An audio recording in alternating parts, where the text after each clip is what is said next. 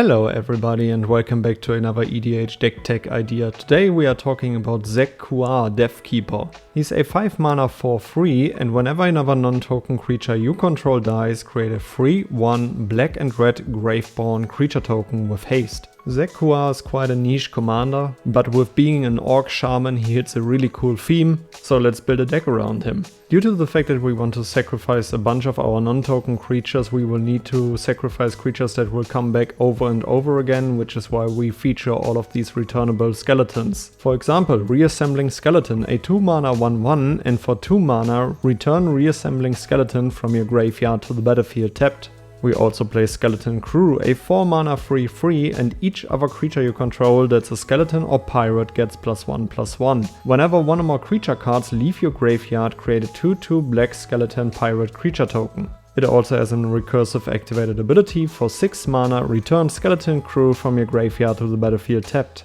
We also play Forsake Miner, a 1 mana 2/2, and it can't block, and whenever you commit a crime you may pay 1 black. If you do, return Forsake Miner from your graveyard to the battlefield. There are a few more of these recurable creatures which you can easily find, so let's continue with a few more Anthem effects. For example, Corpses of the Lost, a 3 mana enchantment, and skeletons you control get +1/+0 and have haste. When it enters the battlefield, create a 2/2 black skeleton pirate creature token. And at the beginning of your end step, if you descended this turn, you may pay 1 life. If you do, return Corpses of the Lost to its owner's hand. Quite a helpful sacrifice outlet is Good True Soul Zealot, a 3 mana 2/2, and whenever you attack, you may sacrifice another creature or an artifact. If you do, create a 4/1 black skeleton creature token with menace that's tapped and attacking. The powerful thing about this wording is that you just need to attack. You can just attack with 1 creature and this ability triggers, and you can immediately sacrifice the creature that's attacking into this trigger. So you can replace your cheap skeletons with powerful 4/1 menace skeletons.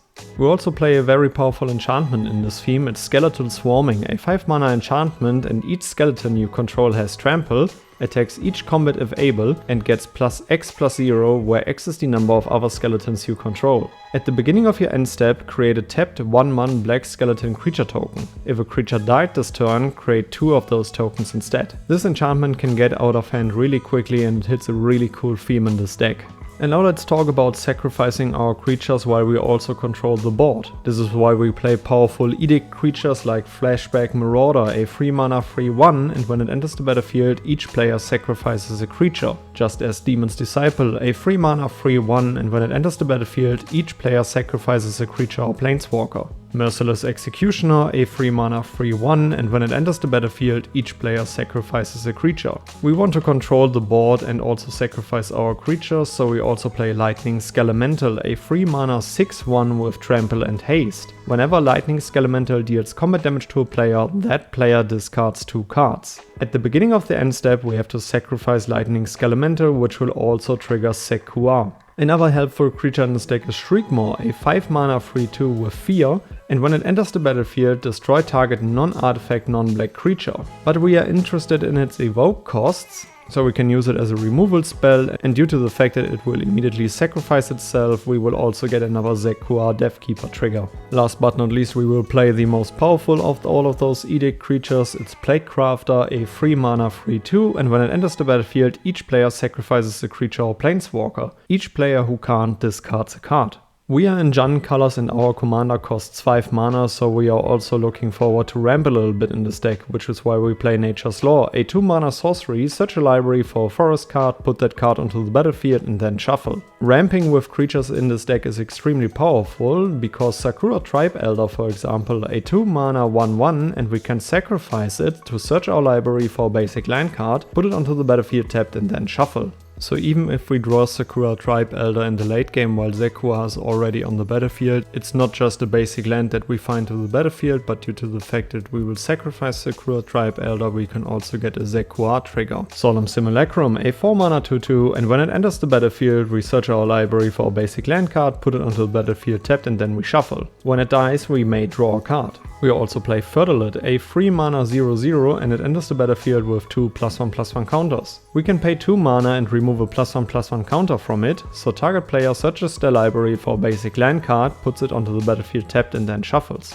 We also play Wood Elves, a 3 mana 1/1, and when it enters the battlefield, search your library for a forest card, put it onto the battlefield and then shuffle. This creature will help us ramp, and afterwards it will be great sacrifice fodder for even more death triggers. And of course we play 3 Visits, a 2 mana sorcery, search your library for a forest card, put it onto the battlefield and then shuffle.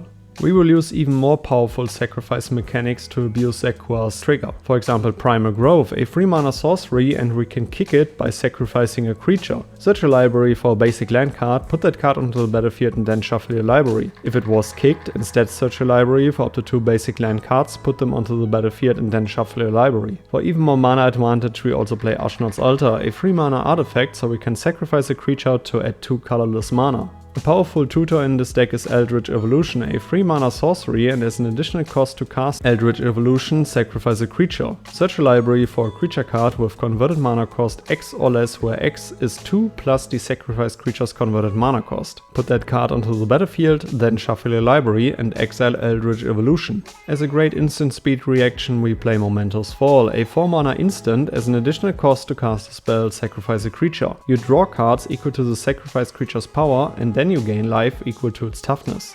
We also play Goblin Bombardment, a 2 mana enchantment, and sacrifice a creature. Goblin Bombardment deals 1 damage to any target. One of my personal favorite instant speed sec outlets is Greater Good, a 4 mana enchantment, and sacrifice a creature, draw cards equal to the sacrificed creature's power, and then discard 3 cards. With all of those creatures dying on our board, we will profit from that even more, so we play a lot of drain creatures. For example, Zulaport Cutthroat, a 2 mana 1/1, and when it or another creature we control dies, each opponent loses 1 life and we gain 1 life. With all of those Edict creatures that we are playing, we also play Blood Artist, a 2 mana 0/1, and when it or another creature dies, target player loses 1 life and you gain 1 life. With all of those token creatures that we are creating and sacrificing, we also play Mirkwood Bats, a 4 mana 2/3 with flying, and whenever we create or sacrifice a token, each opponent loses 1 life. We also play Poison Tip Archer, a 4 mana 2/3 with reach and death touch, and whenever another creature dies, each opponent loses 1 life. Of course we have to play Vein Ripper, a 6 mana 6/5 with flying and ward, sacrifice a creature. Whenever a creature dies, target opponent loses 2 life and you gain 2 life.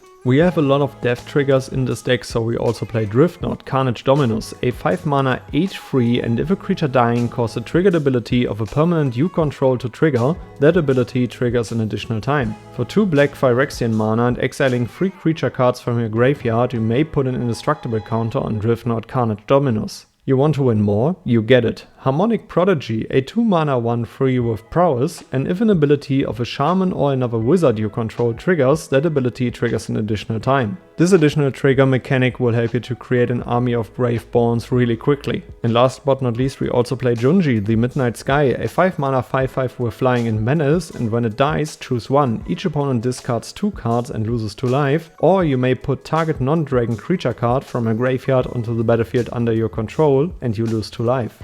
Junji is another really powerful non-token creature that you want to see dying because of its powerful death triggers, and especially with Driftnot in this deck you will profit from this card even more. Alright guys, these were a few cards that I will play in Sek'Kuar Deathkeeper. Let me know down in the comments below which cards you would add to the deck, which legendary creature I shall feature next, and then I would say see you in the next one. Goodbye guys.